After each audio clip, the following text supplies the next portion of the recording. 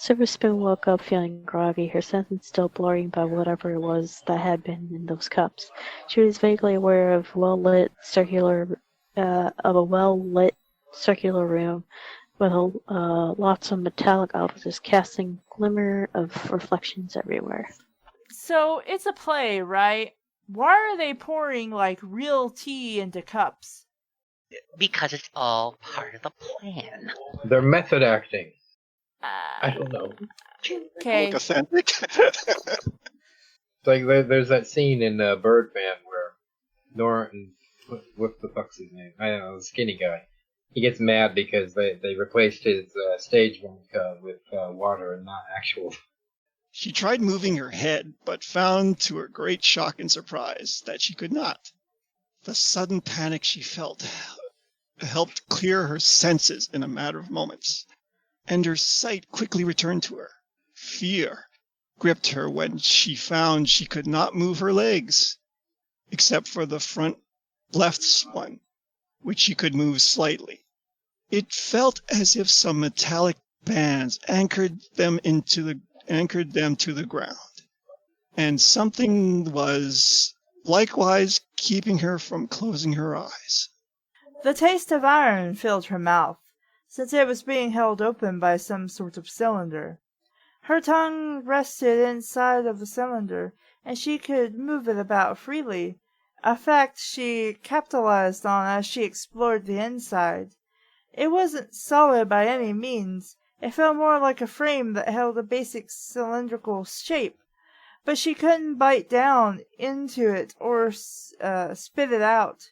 No matter how hard she tried, attempts at moving her body proved pointless as well, apart from the bands around her hooves and whatever was keeping her head in place.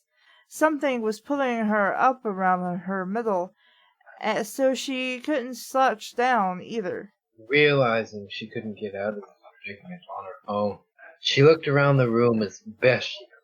The first thing she noticed was a grotesque machine, a mess of metallic arms, wheels, and various tools which extended from its central black body. It seemed to be on rails, and Silver noted some of these rails ran towards her as well, but she couldn't look down to see where they ended, and she wasn't able to determine the machine's use or function. She quickly lost interest. It was then that she finally noticed a diamond tiara, a few meters to the right of the machine, and trapped in much the same way she was. That is to say, her hooves had been attached to the ground with metal clamps. She had a leather band around her middle as well, which was attached to the ceiling with chains. She wasn't wearing her costume anymore, which made Silver realize she couldn't feel hers on her body either. You run around naked anyway. On top of all that, there was a glass wall around Tiara, the filly standing at the center of the glass cylinder. It seemed like the whole construction could be lifted up out of its place, a few chains connected to the top of the glass wall, as if only reached halfway up to the ceiling. Boone also spotted several tubes and hoses opening into the cylinder, but nothing seems to be coming out of them for now. Tiara's head was fixed to look in the gray filly's direction, and freaky little metal clamps held her eyes open. She didn't appear to have anything in her mouth, though, and Silver Spoon didn't think she was even awake yet. Boone's eyes slowly started drying out, but before the sensation could become unbearable, some kind of liquid dripped down into her eyes, moistening them up. Silver shuddered to think about the reason anyone could have to strap her into so elaborate a device, but she managed to keep her calm. It was possible they had accidentally been poisoned, and this was a high-tech medical facility after all. She didn't really believe it herself, but the thought did keep her from screaming right then and there. The thought of the thing in her mouth, she was forced to admit. Right then, Diamond Tiara woke up, and she did not seem to possess Silver Spoon's calm disposition. She immediately shrieked, when she found out she was being held immobile inside a glass bowl until her eyes fell on the grey filly a few meters away from her. Silver Spoon, what's going on? Where are we? Get me out, she cried. Silver tried to respond, but her reply of wasn't of much use to Diamond. I'm gonna need a sound clip of that, please. Okay. Finally awake, I see, said a calm voice accompanied by hoof steps as Cheerilee stepped into the room. Oh, I'm sorry. Cherokee Nation, Cherokee Pride. Diamond immediately started calling out for her help, but Cheerilee paid her no heed. She seemed far more interested in Spoon and the machine in the middle. So let's get started, shall we? She said as she walked right in between the two fillies, pulling down a lever on the machine's right side. At once it zoomed into life, little lights flickering all around it as a metallic arm swung down and moved into place. Cheerilee walked over to the grey filly, who was now positively terrified, and whispered in her ear, "You have no idea how much research and measuring you up went into this, but I got it all right. You'll see." The filly asked in confusion, but Cheerilee simply shook her head and smiled as she took a few steps back. Oh, and if you go around with that free leg of yours, you should find a button. Just hold it down if you had enough, but I warn you, your friend won't like it, Cheerilee said, giggling girlishly at the end of the sentence. Spoon tried to follow her teacher with her gaze, being both utterly confused and terrified at the same time. But Cheerilee quickly disappeared from her narrow field of vision. Her attention was suddenly grabbed by the strange device in the center of the room as it started rolling towards her. At first, the silver filly just watched in bewilderment until she spotted one of the robotic arms lifting a metal needle up to the same height as her left eye, keeping it there as it advanced. If her eyelids weren't already artificially being held open, her eyes would have grown wide with fear when she realized what was about to happen there. "What? Done it! Get him out!" she begged, getting more spit out of her mouth than intelligible words. He saw the tip of the needle slowly come closer I have to to go her. eat dinner. Okay. As she tried to wrestle free of her bonds, she came to the same conclusion she had before. She'd never get free on her own. She racked her brain for a way out as she started to panic until suddenly remembered Cheer's words. She felt around with her left hoof, and sure enough, she bumped into a slightly elevated point on the floor. The button! Without hesitation, she pushed down on it, and the needle came to an immediate halt about 5 centimeters from her face. She sighed in relief. That had been a lot easier than she had expected. Maybe it was a test. Now that she had passed it, Cheerilee would... She never got to finish her train of thought as Diamond Tiara's terrifying scream pierced her eardrums. Looking past the machine with her right eye, Spoon focused her gaze on the glass tank her friend was in. Some kind of clear liquid was now flowing into the tank from various pipes and hoses on the side, and it was slowly spreading over the floor. Silver Spoon quickly drew the connection between her pressing the button, the machine stopping, and the liquid starting to fill up the tank. But compared to her losing an eye, she thought Diamond could afford to get wet for a while. The light pink filly didn't seem to agree, as she screamed fearfully, "Spoon, help! Get me out of here!" Spoon rolled her eyes, as best she could, at this. What could she do to help anyway? Yeah, fuck that bitch.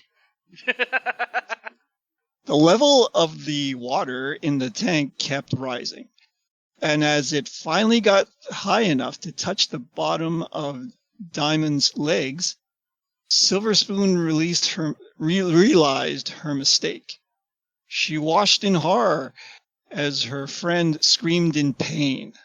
A cloud of red blood diffusing into the clear liquid as it ate away at the filly's flesh. What Spoon had assumed to be water was obviously acid of some description, and it was a safe bet that Diamond had smelled that ages ago.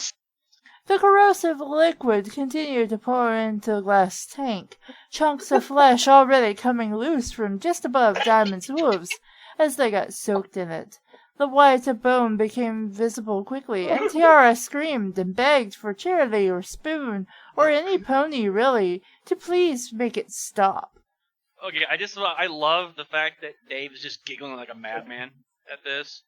I heard this one before, but I forgot about this shit. Yeah. Do you like it?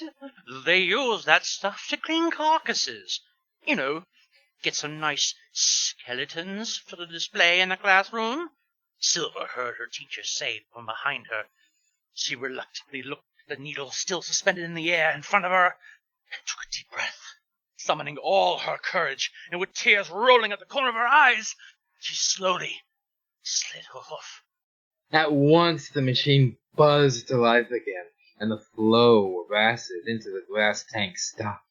Diamond Tiara shrieked heartbreakingly for a while longer before dying down to sobbing as the last piece of flesh touching the ferocious liquid got melted right off her bones.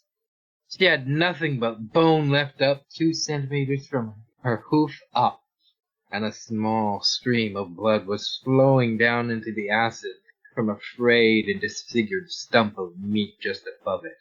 The scarlet clouds that floated around the vicious liquid vanished quickly as well, apparently no more resilient to the corrosion than Diamond's flesh was. That's some pretty fast-acting acid. Yeah. Yeah. I don't think they... This is like the cartoon version of what acid is supposed to be. Yeah. It doesn't quite work that way. It's like how in the movies, if you dip somebody in your hand into a tank full of piranhas, you'll pull out just the skeleton hand. Yeah. And Spoon's lips trembled as the needle approached her eye, filling more and more of her field of vision. Then, after what seemed like an eternity, it finally reached its destination. The silver filly felt the pressure on her eye increase for a moment, before the needle suddenly popped in and pain exploded inside her. her eyeball flew around the room like a puck.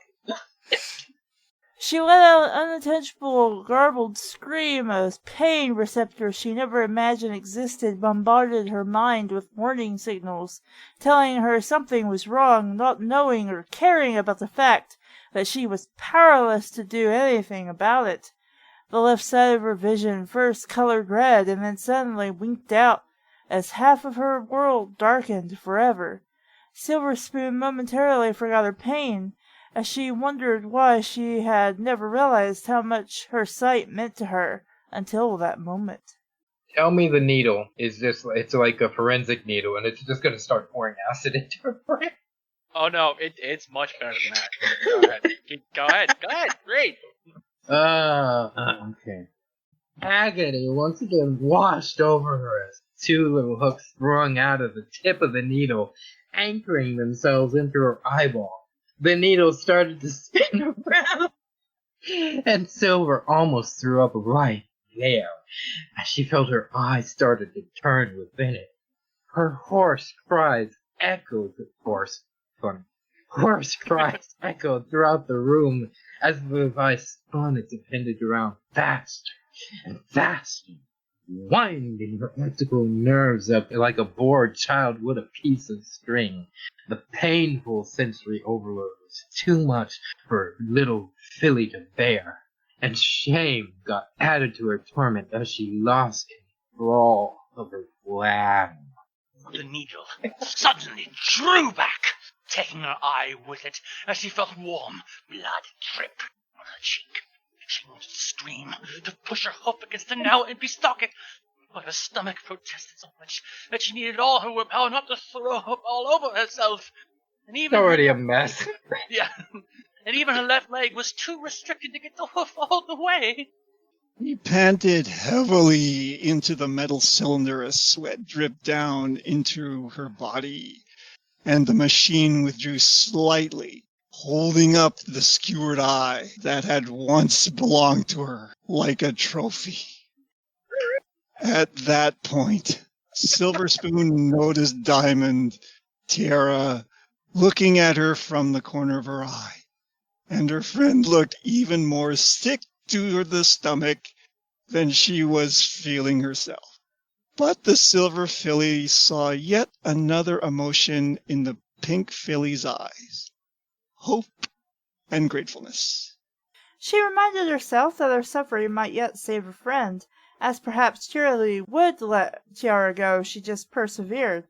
She built up an iron fortress of resolve, which melted like ice before the sun as she saw the machine draw closer once more. It had Melted like her friend. It had replaced the arm with the needle in favor of one with 4 sharp blades coming together with a tip like some kind of drill. The menacing contraption started to spin around at high speed, accompanied by low, buzzing noise as it grew ever nearer. I woke up. It didn't take Silver Spoon long to figure out that it wasn't aimed at her remaining eye. Though with only one eye left, she found it somewhat hard to determine its trajectory. Suddenly, she swallowed as best she could as it dawned on her, and the reason for the cylinder in her mouth became chillingly clear. They're gonna reenact Dead Space. She hesitated for a moment, but just before the blades entered her mouth, she pressed down on the button again. At once, she could hear Diamond scream as the very first drops that flowed out of the pipe raised the level of vitriol enough to contact with the soft, tender flesh, starting the suffering of the pink filly all over again. Silver Spoon, she cried, apparently too much pain to think of anything I better. thought she was gagged. No, one's gagged, the other is not. Oh, okay. I thought they both had shit in their mouth. Okay.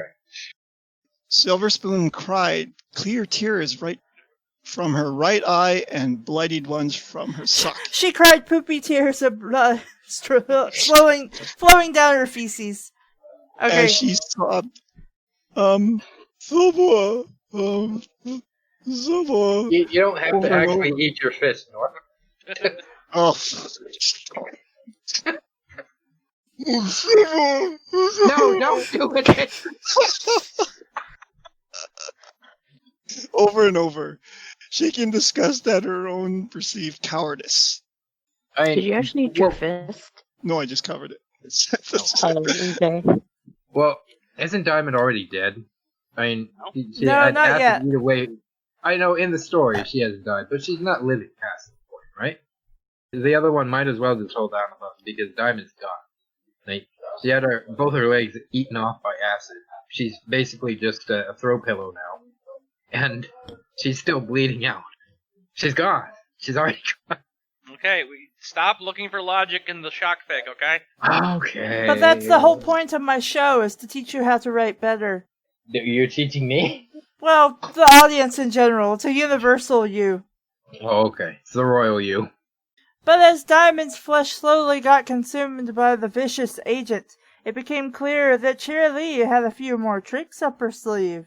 A loud banging noise announced the arrival of 4 small but heavy balls, which came rolling through as of yet unused pipes, only to plummet down into the bath of acid below.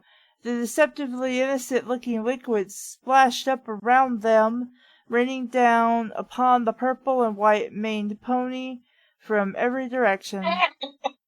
So now you get to be peppered with pellets. No, the pellets are going into the water to make splashes. So You mean the acid. Yeah, the water. The vodka. the mystery goo. Small drops fell down onto her back, melting holes through her throat and skin, leaving tiny bloody craters behind as a sort of grotesque parody of a lunar landscape.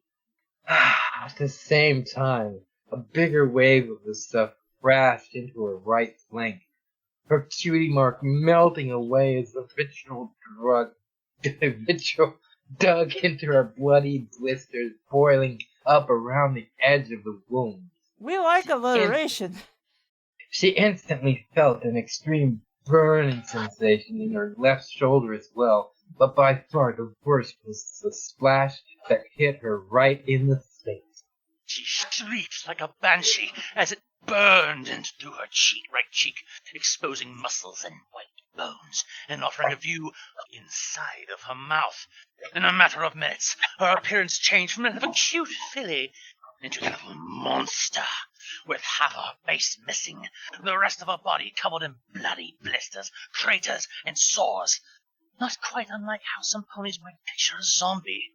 In addition to that, the acid had kept melting away at her flesh, from her legs as well, having just reached to under her knees now. She turned to her friend. Am I still pretty?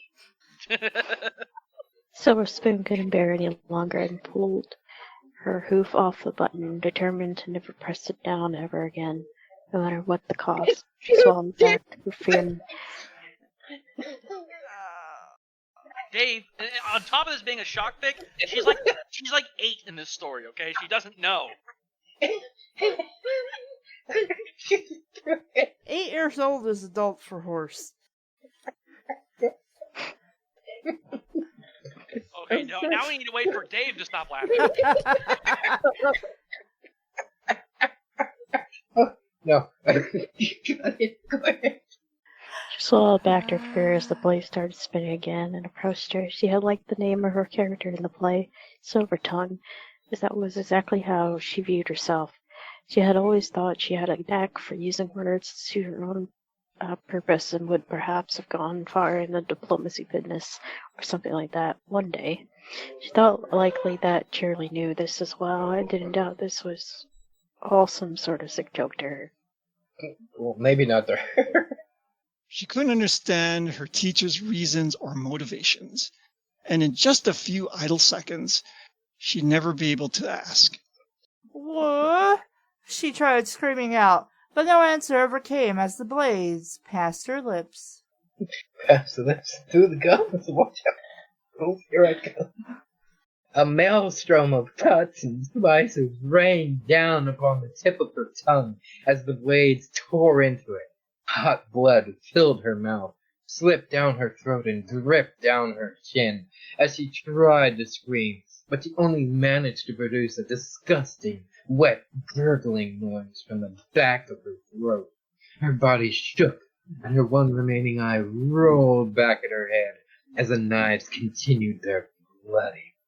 They advanced slowly, and to Spoon it seemed slower still as she experienced pain of such a magnitude that the loss of her eye paled in comparison. Bit by bit, her tongue got shredded, and the remaining stump of it flailed around wildly as he tried to keep it out of reach, but the blades were everywhere.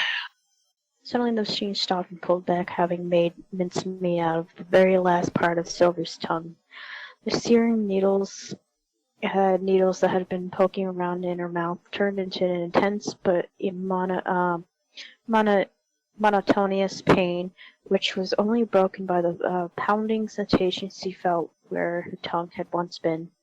Even in her dazed and sickened state, she felt that the acute need to breathe, as the blood that had flown down her throat threatened to drown her.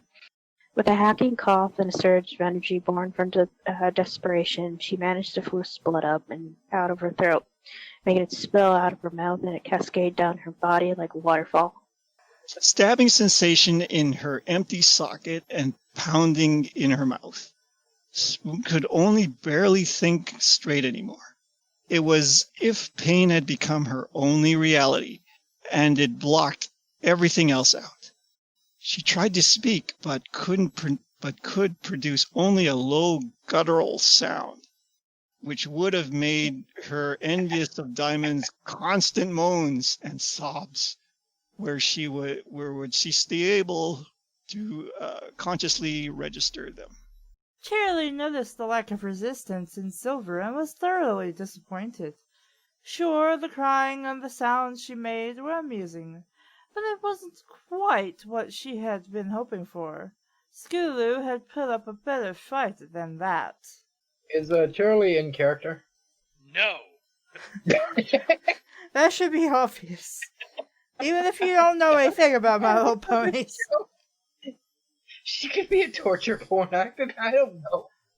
She walked over to the machine and turned it off, moving to the side of the room to pick up a small bag of tools she left there, just in case.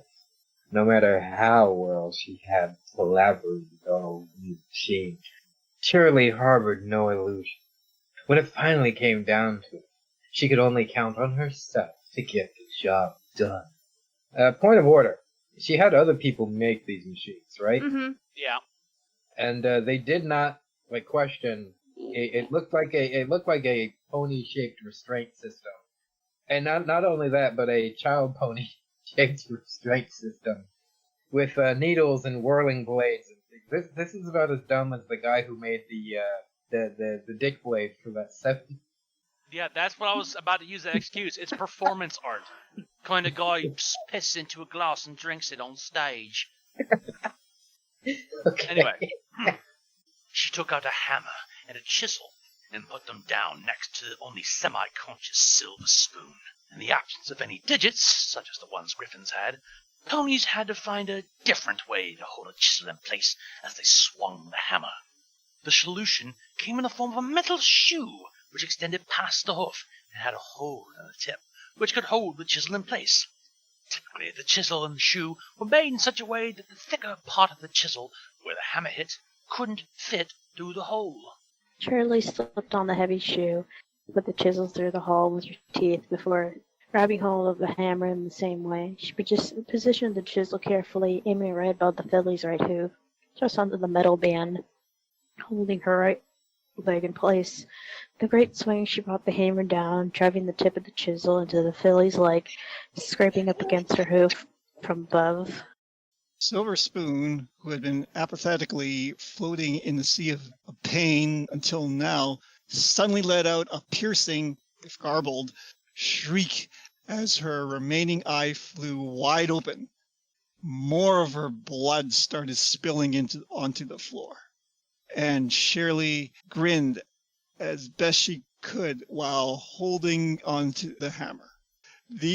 Just above a hoof was one of the most sensitive spots in the pony body, which was why the hoof protected it so well in the first place. She didn't need a special glove to hold the knife with her. No.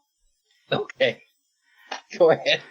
She drew the hammer back and slammed it down again and again, driving the thin metal rod further in with every swing.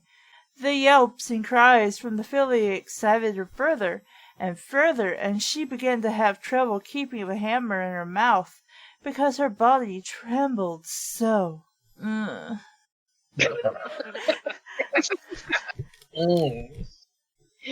With a last mighty swing, the tip of the chisel suddenly emerged from the other side of the filly's boot. As the poor thing whimpered in pain and her blood stained the floor in multiple places. With a rush of inspiration, Cheerilee swung the hammer down again, this time aiming not for the thicker bulge at the end, but simply for the side of the chisel, as the metal rod struck horizontally on the filly's leg. The blow pushed the rod against her hoof, which, already not attached to her leg in the middle anymore, simply broke off, leaving only a bloody stump with some scattered fragments of hoof still attached. Shia LaBeouf. The filly let out a gurgling cry of pain as her eye rolled back in its socket, and then suddenly fell silent. Cheerilee frowned as she dropped the hammer and brought her head level with Spoon's. The little wretch had fainted. How dare she? After all this work and preparation, she has the audacity to faint. Dicing up your tongue, Shia LaBeouf? Drowning your friend in acid, Shia LaBeouf. A normal Tuesday night, Shia LaBeouf. Chiseling off your hooves. Superstar Cheerilee Shia LaBeouf. You have just decapitated Miss Cheerilee. Surprise! Oh, come on, not now. It's only started to get fun. She screamed in frustration as she swung the hoof at the filly's head, hitting her right in the face. There wasn't even the tiniest response in the pink mirror. In the pink mirror, You got it in one. Okay, Side. never mind. Brain cell. Side. Brain down, brain down! She quickly started undoing the bindings that held Silver Spoon in place, the filly falling into a pool of her own blood as she slipped off the last ones. Cheer grabbed the filly by her mane and started dragging her to the side of the room, leaving wide, red smudge trailing behind her victim. A portion of the floor had been slightly lowered there, leaving a small, depressed circle in the ground, which had been outside of the filly's field of vision so far.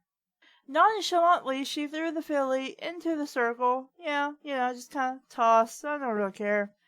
As you do. Yeah, but not particularly caring how she landed.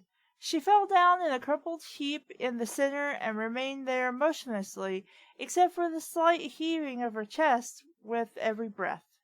Cheerilee then made her way to the glass tank, staring straight into Diamond's eyes.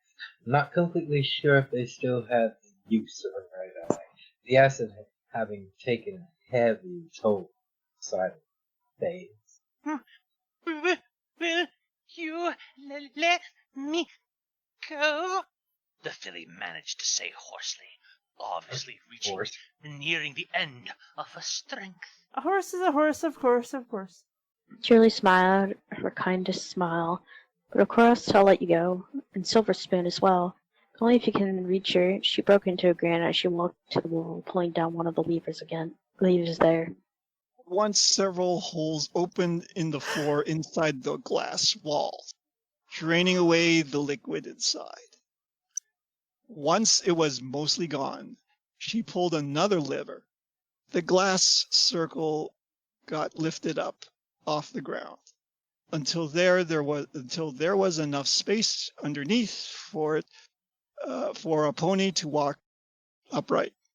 At the same time, the filly's bindings automatically released her, and she crashed down to the floor from a small height.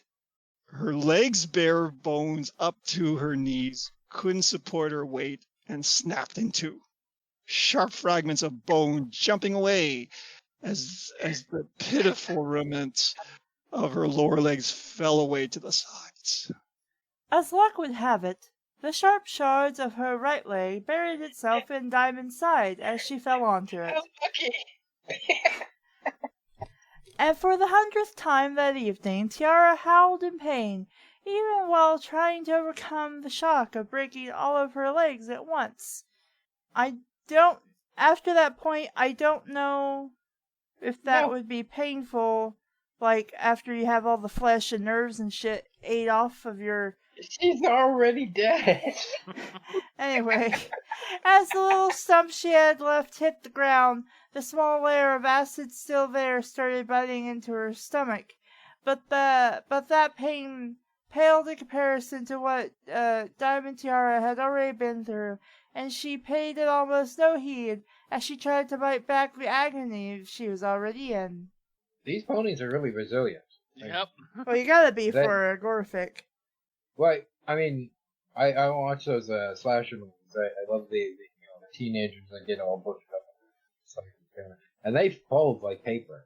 There's a strong breeze could kill all those kids, but these ponies, they could step on landmines. They could get run over by tanks, and they're still wobbling along. So, just get your friend, and you're both out of here. Who knows? There might even be a unicorn doctor good enough to fix you up. The teacher pony chuckled maliciously.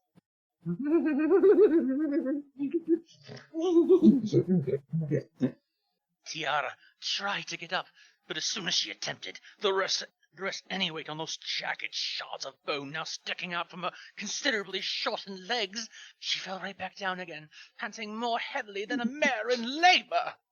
If she hadn't been in pain, it wouldn't have been easy to...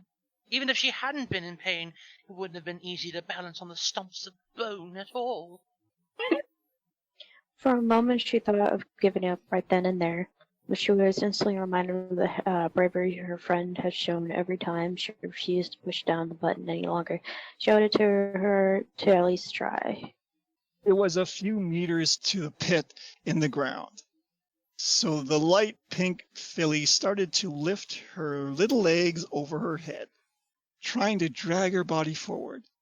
Every time she did that, she felt like she was about to faint from the pain. But she pressed on and persevered to save herself and her friend. Cheerilee watched with giddy excitement, taunting the filly at every step of the way. "Hey, almost there.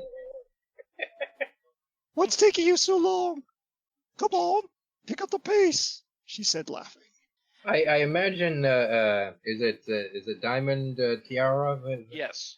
I imagine her trying to get across the floor like a walrus tries to run out of water from a shark. The filly ignored her as best she could, and finally reached the circular pit in the ground. She tried to carefully lower herself into it, but slipped and fell, driving the bone shards still deeper into her side. She winced and groaned as she dragged herself to the center of the circle, putting the stumps of her front legs around Silver Spoon in a clumsy hug. "Oh, Spoon," she just managed to say. "You're still covered in acid." The gray filly managed to whisper as she slowly opened her eye. The other pony tried to smile at her friend, but the result was grotesque at best. We'll be okay. She let us go. I reached you. Yeah, about that, came Cheerilee's cold voice as she pulled down another lever. I lied. Both the fillies looked up as they heard a rumbling noise coming from the pipe above them. And as they saw familiar clear liquid gush down, as they realized they wouldn't get to see anything else ever again. Cheerilee had trouble focusing as she ponderously walked towards the backstage area. Echoes of her session with the two fillies still bounced around her head, and she reveled in them. Guys, I'd like to attract your attention to the right side of your monitor and point out that we're just barely halfway through. Yeah. It only gets worse from here.